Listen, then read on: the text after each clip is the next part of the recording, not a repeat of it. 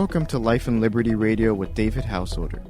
I'm Josh Jose, and together, you and I are taking another step toward freedom, both spiritual and political.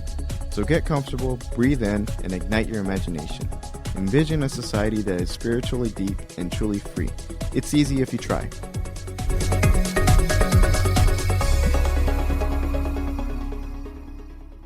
I'm recording this from the Netherlands, and I'm here on a family business. And 2 or 3 days ago, I was in a place called Delfshaven, which is the port of the city of Delft. If you've heard of Delftblauw pottery, that's where that comes from. And Delft is a very, very important city for a lot of reasons. That's where the equivalent of MIT or Caltech is for Holland. It's where all the techies hang out. It's also the town of Johannes Vermeer, if you've heard of his painting. Anyways, Delft is a little town, and it's very important during the time of the Renaissance and following.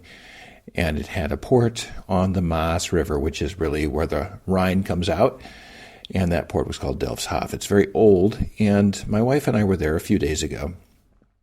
And right in the middle of Delfshaven is a church, and this church is the church in which the pilgrims stayed up all night and prayed and fasted, and then got to their knees in the morning and prayed to God to bless their journey, and got on a boat called the Speedwell and headed off to America. Of course, they met in Southampton, England, and picked up the Mayflower at that point, headed out in 2 boats. The Speedwell had a leak, so they went back and got on the Mayflower and then headed west to settle in Virginia. They missed it, of course, by navigation, ended up in the far north of what is now the United States, Boston, Cape Cod, in late fall, and barely survived the winter, with half of them dying. Terrible, disastrous thing, but really was the foothold in the New World, and certainly the Pilgrim Fathers and mothers and kids and everyone who was along were the people who pretty much set the tone for our country in so many ways. I have a friend named Neil Doty who wrote back to me and said, hey, I had a Doty who was on that boat. So many Americans trace their lineage back to this little group. But what happened in Delfshaven as this boat took off? Probably not much. It was a busy, busy port, and I'm talking very busy port. We're talking bustling port with lots of boats coming in and out, sailboats, going around the world, literally, in the early 1600s, 1620 to be exact. And just this was a magnificent trading city with incredible wealth. And my guess is that there's some people looked up and saw these guys getting on the Speedwell and heading out, but not thinking much of it. It didn't really count as far as that went. I'm sure nobody put it at the top of the headlines of what would have been a newspaper if they had such a thing back then. Doubt it. But in any case, it was certainly not big news. And it's amazing how things that aren't big news turn out to have massive influence in the world. The truth is, everything that you do has massive influence on the future.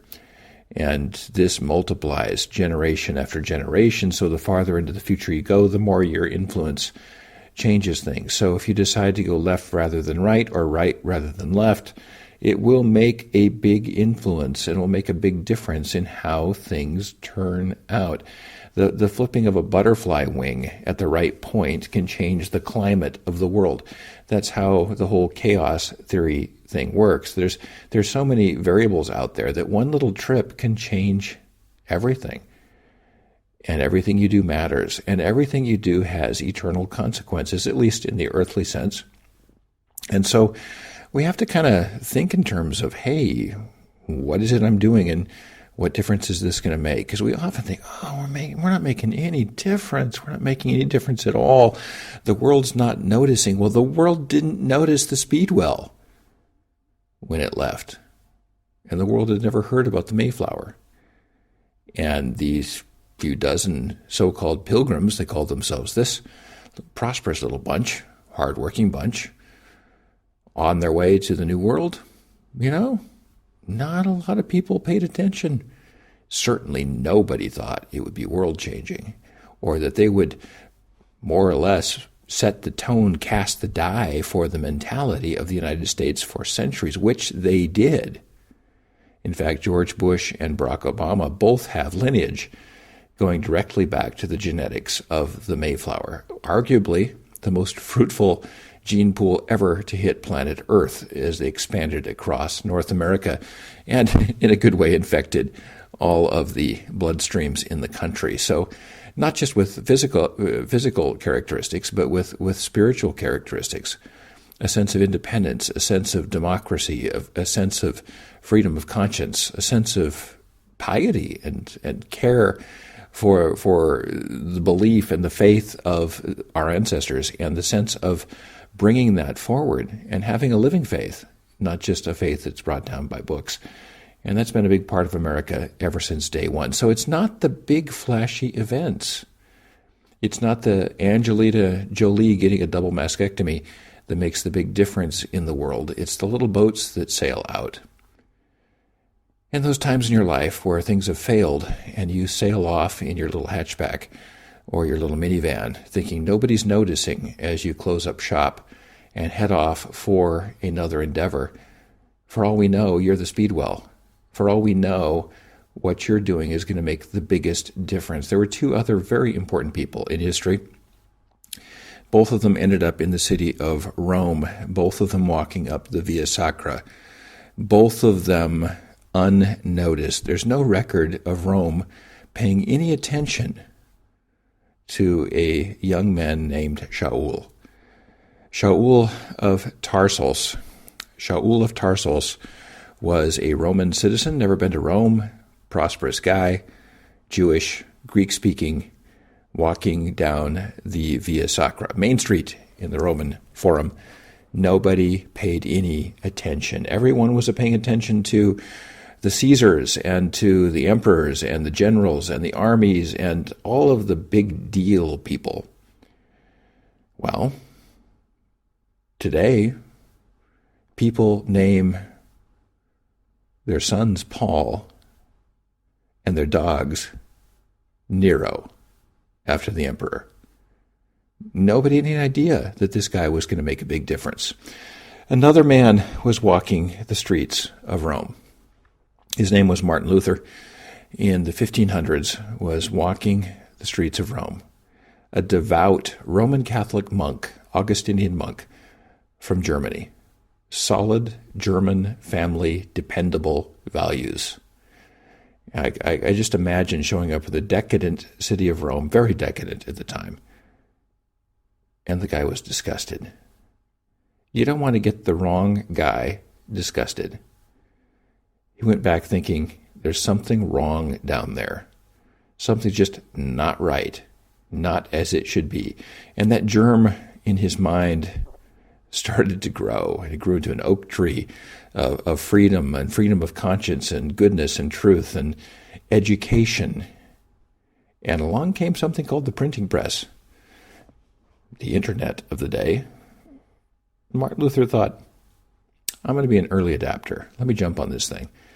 And they came up with what was called Flugschriften, flying writings, in other words, pamphlets, that could pepper the entire continent of Europe within weeks.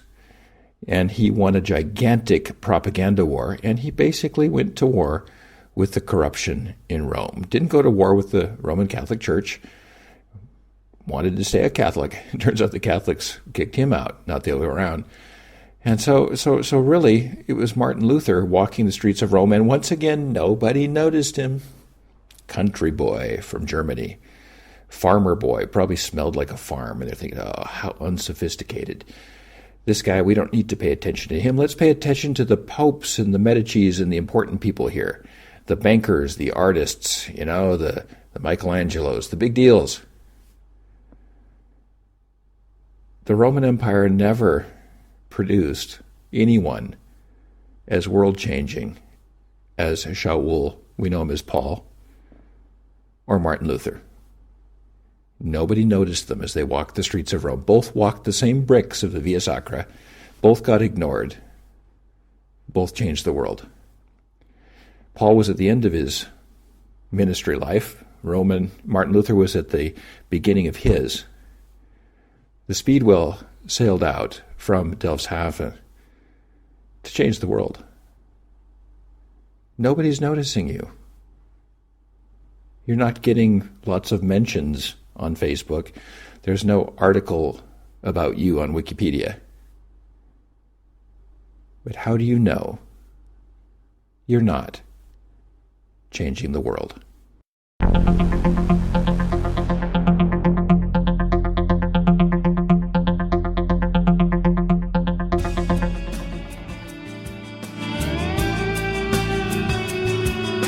So put some sunshine and water on these fresh ideas and keep taking that next step toward freedom. Join us every weekday for the latest life and liberty ideas.